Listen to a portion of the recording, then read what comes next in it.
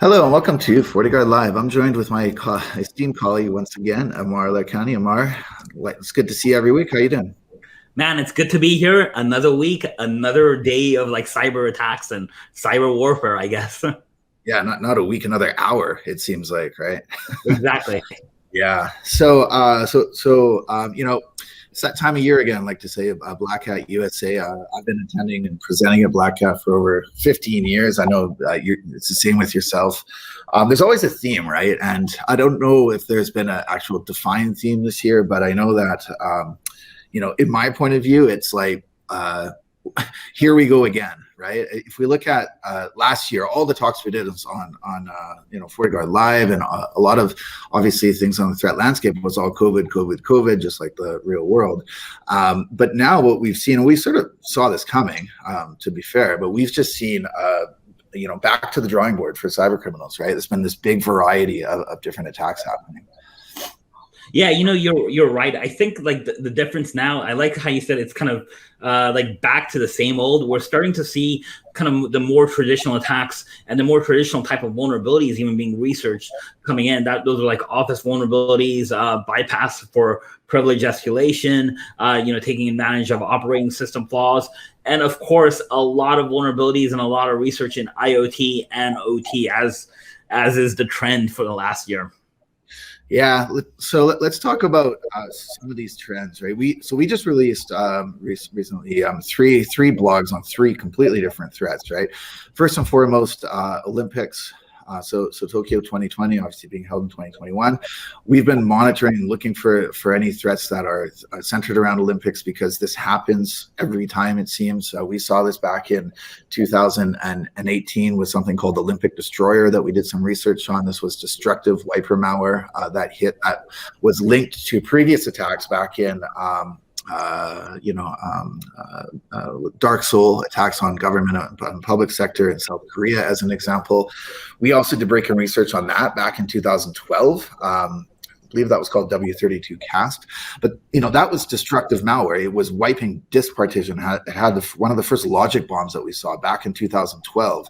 Now we saw this happen with Olympic Destroyer in 2018, and just recently on our blog on our FortiGuard Labs research, we're seeing more wiper malware, right? In this case, it was just going after documents, so it wasn't wiping the whole partition. But it's interesting because it's different, right? It's most of cybercrime is about monetization, but this obviously with not holding it for ransom, but actually wiping and destroying systems. It's a different motive.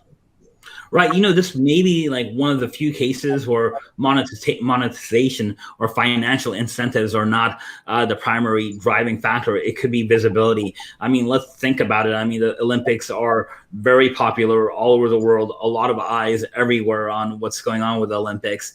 And there's a lot of, times things to prove. Sometimes like countries may be banned from the Olympics, and maybe entities within that organization, within that country may want to, make a statement, hacking groups. There could be other types of hacktivism going on. I think the Olympics are actually a platform that attackers are using more for hacktivism and for political statements than just financial incentives these days. Yeah, completely agree. It's one of those things where all eyes are on the Olympics, and so it's a perfect visibility platform for them. But it just goes to show again that we are starting to see this spread and this diversification, if you will, of threats. The other blog that we released was on XLL loader. This is also interesting because everyone's heard of DLLs, dynamic link libraries, and obviously libraries and code that can support platforms on your system. XLL files are less known, so this is used by Excel, and it's similar to a DLL. It's basically a library and supporting code that can be loaded by Excel, but it can be weaponized as well. And in our blog, we actually pointed out that we saw one of these. It was a signed XLL component that was, doing its nefarious thing and actually dropping a Boer loader, so a loader that can obviously load nasty threats like ransomware. But an interesting spin, I would say. Yeah, I think a lot of people forget like the functionality that Microsoft has in their applications. I mean, Excel for the, some part, at least I personally consider it almost like a full development platform. You can have like very sophisticated and complicated applications within Excel. And like a lot of people in the financial industry, a lot of people, I have a lot of friends that are in accounting and finance, they basically use Excel, and we think of them as worksheets, but they have tabs that open up like full-fledged applications that connect to multiple back office systems. And that's where XLL is used pretty often, is to kind of create those macros, create those DLLs, those loaders. But essentially, for the most part, you're creating an application within Excel, and then you can use Excel functionalities for for formulas, for everything you use Excel for, as well as incorporating your applications. So very powerful, and also very popular, or at least it's becoming popular in the financial industry. Now since Excel is that kind of that foundation, all the vulnerabilities in Excel still exist, or I wouldn't say vulnerabilities, all the ways attackers like try and do social engineering attacks or try and bypass or trick users, all exist within that foundation. And that's what it's taking advantage of, is you're essentially loading another external program within Excel. And once you load that external program and users do give access, and with XSL, it's pretty common. You are clicking on things, you're connecting to things, so users are kind of already used to clicking on buttons, giving access, but this time they're giving access to malicious programs. And at that point, it's game over. It's just like a macro file when you give access to it, enable macros. It's very similar. It's game over. Attackers now have possibly control of your system and possibly a way into the entire organization.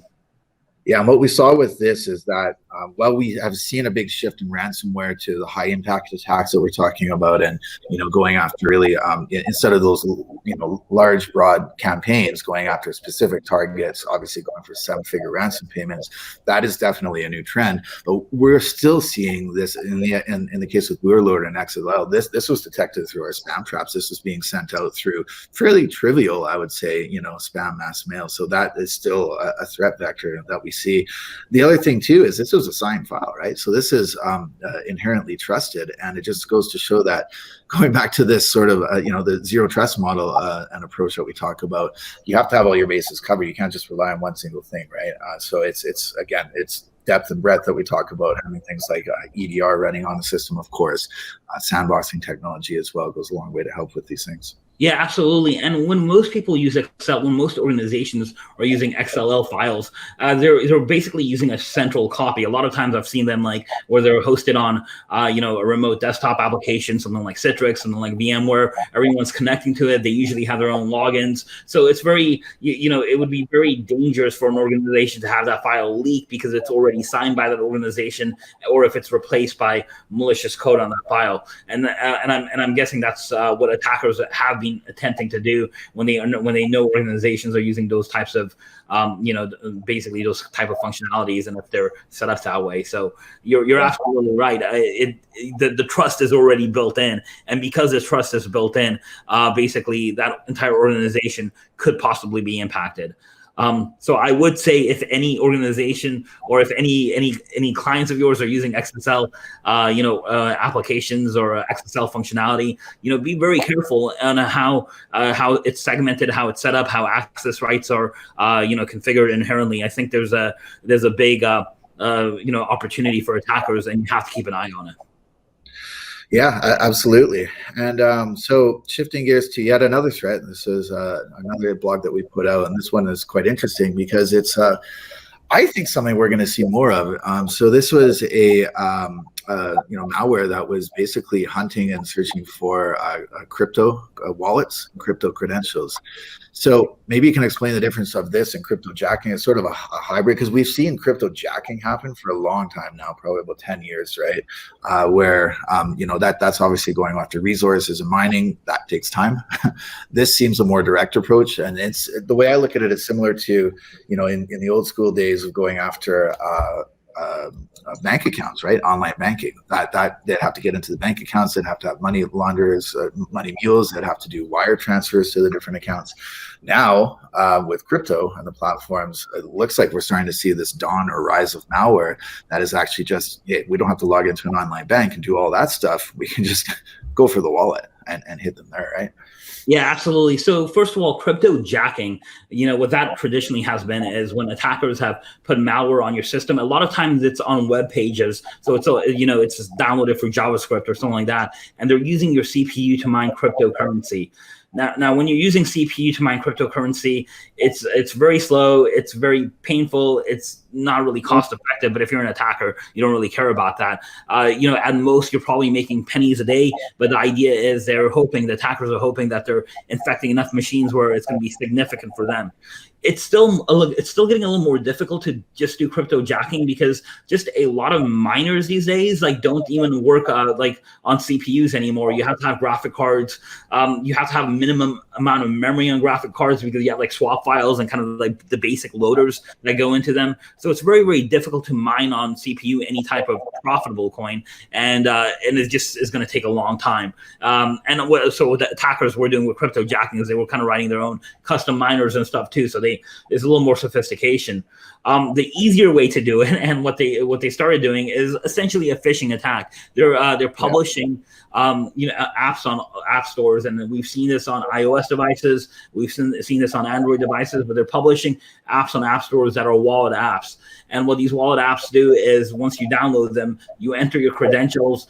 They'll usually have some sort of promotion saying hey, if you transfer your cryptocurrency into our wallet, we'll give you some sort of return, we'll give you some sort of extra bonus. A lot of times, once they do that, essentially they've lost their cryptocurrency.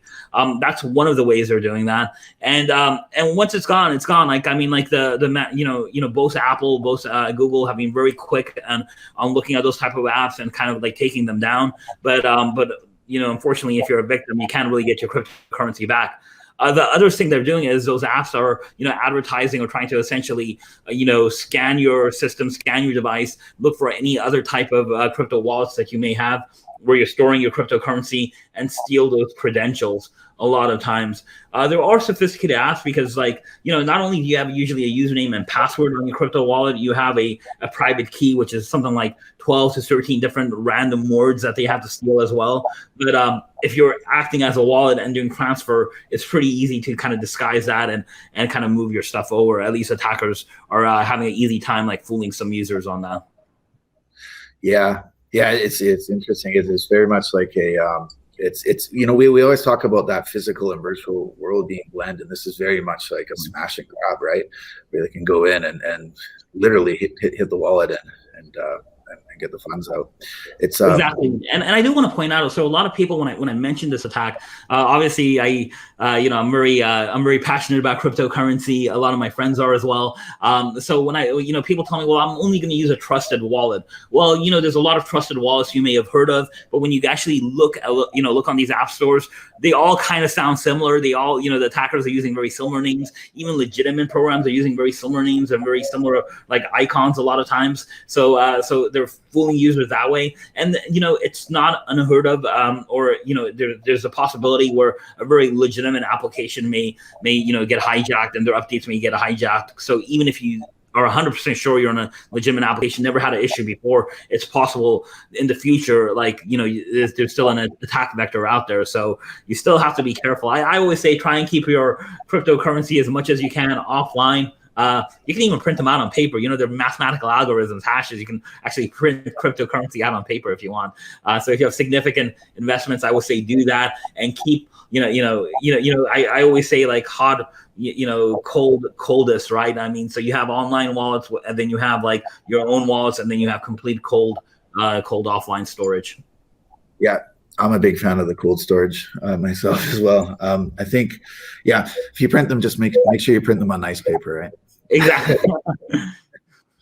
And it's it's a good point that you raised, because there's only there's a more limited or finite amount of trusted, well-established banks, as an example, financial institutions, versus all of these different platforms and wallets and applications that can be used. So it does become harder on the trust game there too.